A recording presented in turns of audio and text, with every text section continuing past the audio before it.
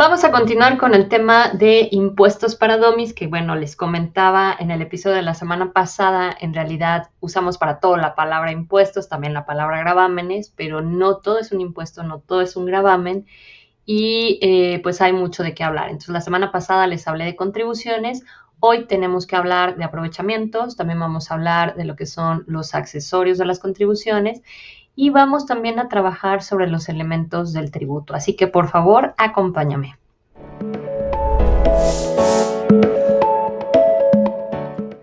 Pues bien, familia, en efecto vamos a continuar con este tema de impuestos para domis. Les comentaba la semana pasada que la intención pues no es aprender de contabilidad, ¿verdad? Pero estamos en negocios internacionales, haciendo operaciones de comercio exterior y a veces hay que atender a las autoridades y las autoridades nos llegan con un léxico contable, con un vocabulario contable. Por lo tanto, es necesario entender ciertos tecnicismos. Además, pues obviamente si además de estar en esta cuestión de comercio exterior es que eres el dueño de la empresa o eres el emprendedor, pues obviamente esto para ti es básico. Si no entiendes esto, pues te vas a meter en grandes aprietos. Así que vamos a darle continuidad a este tema.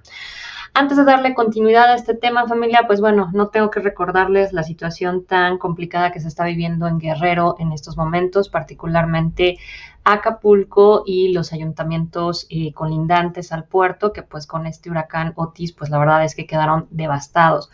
Así que por favor, familia, continuemos apoyando a Acapulco. Recuerden que hay tres formas de apoyar, ya la gran mayoría de la ciudadanía lo ha hecho, llevando a los centros de acopio pues víveres que se necesitan en este momento para la gente que pues afortunadamente logró sobrevivir, pero recuerden que esto no se acaba aquí, es una pérdida multimillonaria, obviamente pues los hoteles harán lo propio, pues finalmente tienen sus seguros y demás, pero el resto de la gente perdió sus casas, perdió lo poco que tenía y pues va a ser necesario seguir apoyando. Entonces, no creas que pues con haber aportado víveres es más que suficiente. Si puedes, por favor, busquemos a las fundaciones, a las asociaciones de la sociedad civil, ya saben, las IAPs, las asociaciones civiles, las sociedades civiles, que en este momento están recaudando fondos para la reconstrucción y también, ¿por qué no?, para fines médicos, porque bueno, también los hospitales quedaron destruidos y para fines de volver a apoyar a la gente del campo de estos municipios cercanos a Acapulco que también están seriamente afectados. Así que familia,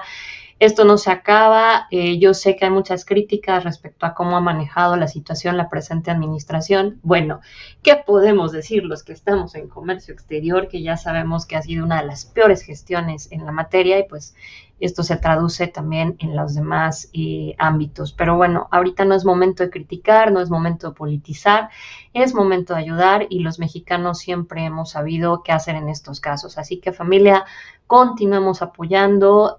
Nosotros nos hemos estado esperando para donar precisamente para la reconstrucción de Acapulco. Sabemos que pues ahorita ya están llegando los víveres, ya está llegando esta ayuda primaria, pero queremos apoyar económicamente a través de una fundación para poder hacer pues nuestro pequeño granito de arena y poner ahí algo de dinero. Entonces, pues los quiero invitar a que no se olviden de Acapulco, por favor. Yo creo que todos tenemos hermosos recuerdos de Acapulco, el Estado de México, pues bueno, dada la cercanía con Guerrero, yo creo que dos de los puertos más importantes que es Acapulco y Zihuatanejo, pues bueno, son puntos turísticos muy importantes para nosotros y tenemos grandes memorias para Acapulco. Y yo sé que no me están escuchando, pero llegará el momento en que me escuchen. A todos los miembros de la familia NSC que están en Acapulco, que están en estos municipios dañados, un fuerte, fuerte abrazo, ánimo, México no se ha olvidado de ustedes y los vamos a continuar apoyando. Pues bien, vamos a continuar ahora sí, familia, con el tema. Y pues la semana pasada comentábamos precisamente esto, ¿verdad? Para todo, los impuestos, los impuestos, los impuestos. Bueno, pobres impuestos, es que no todo es un impuesto. Veíamos que hay tres vocablos que tenemos que saber distinguir: tributo, contribuciones y aprovechamientos. Precisamente la semana pasada hablé de las contribuciones. Veíamos que tributos en realidad es la suma de las contribuciones y los aprovechamientos. La semana pasada ya veíamos que las contribuciones son 4 y efectivamente una de esas 4 son los impuestos. Tenemos impuestos, tenemos aportaciones de seguridad social, tenemos derechos y tenemos contribuciones de mejora y esas son las contribuciones. Hoy vamos a hablar del tema de aprovechamiento, ¿sí? De acuerdo con el artículo 3 del Código Fiscal de la Federación, un aprovechamiento es un ingreso que percibe el Estado en una función de derecho público. En materia de comercio exterior, la ley de comercio exterior, perdón, ahí en la diapositiva me estoy dando cuenta que cometí un error, la ley de comercio exterior, no la ley aduanera, en el artículo 63 de la ley de comercio exterior, nos marca que las cuotas compensatorias tienen el carácter de aprovechamiento en términos del artículo 3 del Código Fiscal de la Federación. ¿Realmente qué es un aprovechamiento? A ver, cuando estamos hablando de materia fiscal, de materia legal, yo les he insistido mucho, váyanse a la raíz de la palabra. ¿Por qué? Porque la raíz de la palabra nos dice mucho, ¿sí? Tributo, ya lo comentábamos la semana pasada, es aquello que le pagábamos al rey, ¿no? Le hacíamos el tributo por el simple hecho de ser rey, ¿sí? Impuesto, me lo están imponiendo, está en una ley y me lo está imponiendo la ley, ¿sí? Aprovechamiento, viene del verbo aprovechar. Es un ingreso del Estado que aprovecha una situación para obtener ingresos, ¿sí? Si nos vamos al tema de la cuota compensatoria, ¿por qué se impone una cuota compensatoria? Porque un importador está metiendo a México un producto que se está demostrando que hay un dumping, es decir, se está vendiendo por debajo del costo de manufactura de ese bien en el país de origen. Probablemente ese productor en ese país de origen está recibiendo una subvención de su gobierno para que lo pueda vender por debajo del costo, y este importador que lo está trayendo a México, pues la verdad es que lo que quiere es dañar a la producción nacional. Entonces el gobierno se aprovecha de esta situación y para no dañar a la producción nacional, impone una cuota compensatoria que equilibre el precio del producto para que no se vea dañada la producción. De hecho, para poner una cuota compensatoria se tiene que demostrar el daño a la producción nacional. De esta manera, un mexicano que ha sido afectado porque es un productor nacional por un producto puede ir a Secretaría de Economía, demostrar que efectivamente el precio de ese producto está en situación de dumping, que está dañando al menos al 25% de la producción nacional, y en ese momento se impone la cuota compensatoria. Entonces, de aquí viene el sentido de aprovechamiento. Una cuota compensatoria es porque el Estado va a percibir un ingreso aprovechándose, en pocas palabras, que un importador se quiso pasar de listo para darle, pues literalmente en la torre a un productor nacional. Entonces, ese es el aprovechamiento. Ahora, hay otra palabra que si se fijan, pues no hemos comentado, o sea, estamos hablando de tributos, contribuciones y aprovechamientos, pero hay una palabra muy común, el famoso gravamen, ¿no? Y entonces cuando no decimos impuestos, decimos gravámenes, ¿no? O sea, sobre todo lo he visto mucho con contadores, ¿no? Es que los gravámenes, así como una forma de verte más nice, ¿no? Pero bueno, el gravamen efectivamente es un impuesto, sin embargo, no es la totalidad de los impuestos. Gravamen realmente es un impuesto que se causa a un bien personal, principalmente sería un bien inmueble, aunque no necesariamente basta con ser un bien personal. Entonces, ¿qué pasa? Que el impuesto predial, por ejemplo, sí es un gravamen como tal porque es sobre un bien inmueble, ¿sí? Sobre la casa de la persona o sobre esa nave industrial o lo que sea, el terreno, ¿no? Finalmente pagamos este impuesto predial que va exclusivamente ligado a un bien inmueble. Entonces, eso es un gravamen. Entonces, sí, en efecto, se puede sustituir gravamen por impuesto, pero no para la totalidad de los impuestos, sino solo para algunos impuestos que gravan bienes de índole personal, ¿ok? Bien, antes de hablar de los accesorios de las contribuciones y los elementos, familia, les recuerdo, gracias a ustedes, de verdad, nuevamente estamos súper agradecidos, súper contentos, pues ya llegamos y ya superamos la cifra de los 30,000 suscriptores, pero síganos ayudando, por favor, a suscribirse al canal si es que aún no lo han hecho y el contenido les está resultando de su interés. Ayúdenos compartiendo los videos, eso nos ayuda mucho porque más y más gente nos descubre. Y no se les olvide activar las campanitas de notificación para que les lleguen las notificaciones de cuando estamos por publicar videos o bien de cuando vamos a tener la tisana, que son nuestras transmisiones en directo. Así que vamos familia, vamos por los 50K, ya llegamos a los 30, vamos por los 50, porque bueno, ya saben que la meta es llegar a los 100. Ya lo que pasa después de los 100, créanme que me voy a sentir la mujer más afortunada del mundo. Pero bueno, por lo menos nuestra meta es llegar a los 100, es algo a lo que estamos aspirando. Así que muchas gracias, familia, y por favor no se les olvide esto de suscribirse, activar la campanita y compartir los videos. Ahora sí, hablemos de los accesorios de las contribuciones. ¿Qué son los accesorios de las contribuciones? Todo aquello que no nos gusta, ¿sí? Es decir, llegó la autoridad a través de esta visita domiciliaria, de esta revisión de gabinete o de una revisión electrónica, detecta una irregularidad y pues obviamente detecta que debemos, ya sea un impuesto, un derecho, una aportación de seguridad social, una contribución de mejoras, le debemos, punto, ¿no? Inclusive pudiera ser un aprovechamiento. Por lo tanto, ¿qué pasa? Que pues hay que pagar un recargo y hay que pagar una actualización, es decir, yo debí de haber pagado X cantidad, por ejemplo, de un impuesto en X fecha, pero lo estoy pagando 3 meses después. O no lo pagué y en ese momento está detectando la autoridad que no lo pagué. Entonces me van a cobrar una tasa de mora, que es el recargo, por no haber pagado a tiempo. Y además ese concepto se va a actualizar por concepto de la inflación. Entonces ya de ahí estamos pagando lo que no nos gusta, ¿verdad? La propia multa, que en realidad son las sanciones, pues todas estas multas en la materia, ya saben, en materia de comercio exterior, pues tenemos bastantes multas que están en el anexo 13 de las reglas generales de comercio exterior emitidas por el SAT.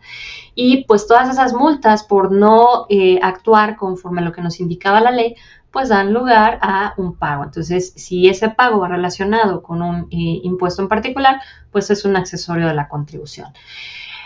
A veces pues hay dolo, no es la situación con nuestros miembros de la familia NSC, pero pues a veces hay empresas que incurren en dolo, ¿no? En malas prácticas. Entonces se niegan al pago, se tratan de dar a la fuga, etcétera, etcétera. Entonces la autoridad tiene que irse al procedimiento administrativo de ejecución, es decir, cobrarse a la fuerza, el famoso embargo.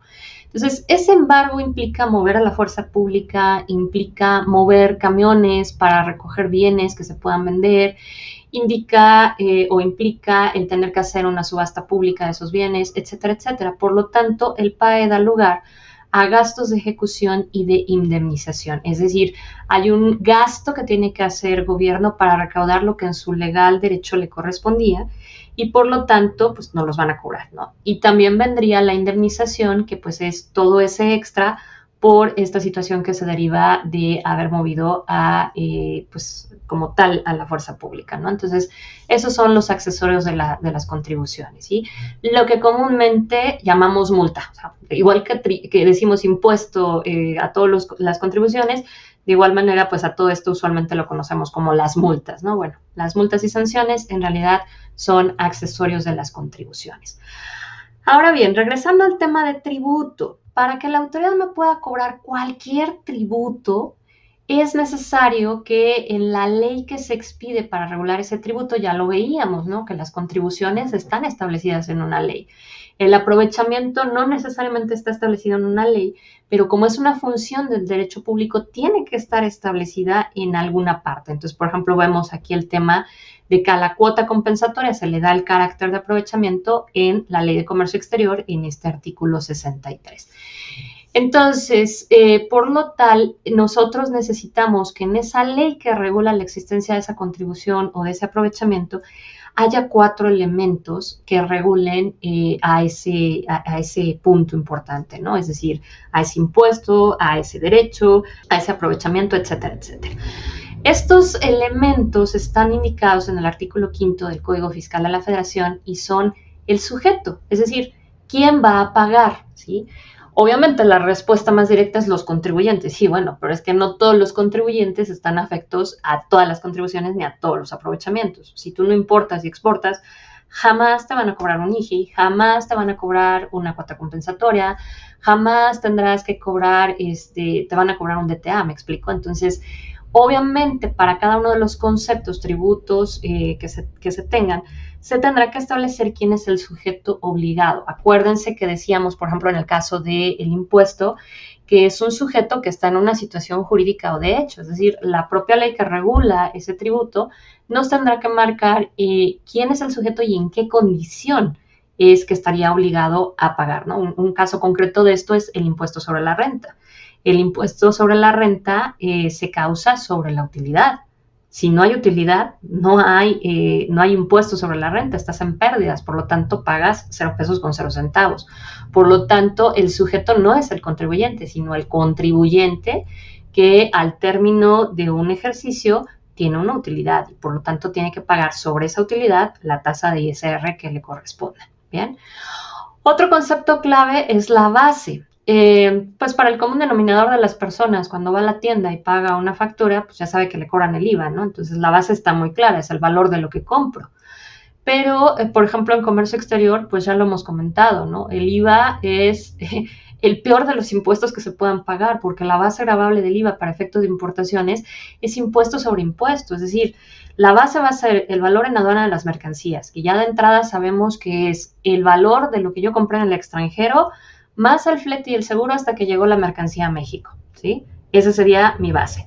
Sobre ese valor en aduana hay que sumarle lo que pagué de arancel, es decir, del IGI, del Impuesto General de Importación, más lo que pagué de derecho de trámite aduanero.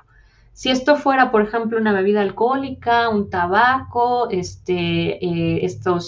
bebidas altas y llenas de calorías, etcétera, etcétera, eso está sujeto a un IEPS. Entonces también tendrá que añadirle a este valor el valor que se está pagando de IEPS. Y si además se tuviera una cuota compensatoria para ese cargo, también tendría que agregarle la cuota compensatoria. Si fuera un vehículo automotriz, no hay IEPS, pero por ejemplo hay ISAN, ¿me explico? Entonces, sobre todo ese valor es la base. Y sobre eso es que se causa el 16% del IVA. Entonces, no demos por sentado que la base es el valor del bien, porque no es así. Cada tributo, dependiendo de sus particularidades, va a tener distintas bases. Entonces, en la ley del IVA me van a puntualizar una base específica para operaciones de compra-venta nacional y otra base muy diferente para una compra de importación. Entonces, por eso es que es importante que la ley nos establezca la base. Luego tenemos la tasa, que la tasa puede ser ese porcentaje que me cobran. No sé, por ejemplo, hablando del IVA, pues sabemos que hay 3 tasas, ¿no? El 0% cuando es un producto que no causa IVA, el 8% para los residentes en frontera norte y el 16% para el resto del territorio nacional. Esa es la tasa, pero hay otros conceptos, otros tributos que la tasa puede ser porcentual, así como el IVA, o puede ser una cuota fija, o sea, por ejemplo, el DTA, pues hay cuotas fijas, ¿no? En el caso de exportación, no me importa si exportas 1,000,000 o exportas 1 peso, el DTA es fijo, es una cuota fija, ¿sí? O bien puede ser la mezcla de ambas, un porcentaje más una cuota fija. Sería, por ejemplo, el caso del DTA para el oro, ¿no? En el DTA del oro, tú tienes el 8 al millar, pero hasta un tope. Entonces, si excedes del tope, ya no pagas el 8 al millar, que sería una tasa porcentual, sino que vas a pagar una cuota. Entonces, eso es importante también corroborar la tasa.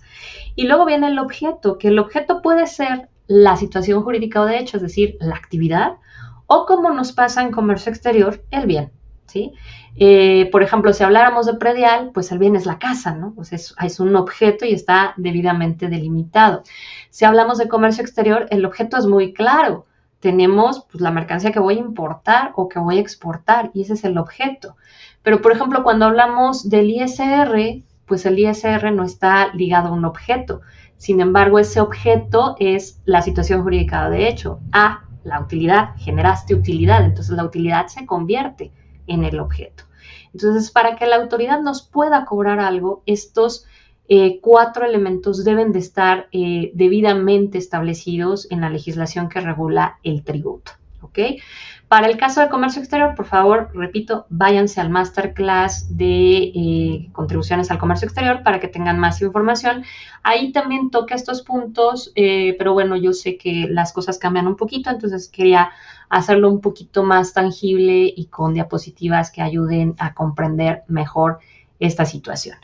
Y pues bien, familia, no me resta más que agradecerles por haber llegado a estos 30K y pues decirles, hoy es jueves 2 de noviembre, entonces pues desearles un muy feliz 2 de noviembre y que celebren obviamente a los miembros de su clan que ya no están aquí, pero cuyas grandes enseñanzas nos aportaron mucho. Entonces yo aprovecho para enviar un fuerte, fuerte, fuerte abrazo a mis abuelos Chuy, Loli, Rey, Vito, Mari, Conce, a mi tía Lulú, a mi gran amiga Lulucita, que se nos fue hace poquito, a mi tía Chabela, a mi tía Rosa, que si bien ya no están aquí, pues se les sigue queriendo mucho y nos quedamos con todas las enseñanzas en este fabuloso clan de la familia Montes, y pues es una forma de honrarlos y compartir honrarlos con ustedes. Yo sé que ustedes estarán haciendo lo mismo y pues es momento de ir a recordar a nuestros seres queridos. Nos vemos primero Dios la próxima semana y feliz Día de Muertos.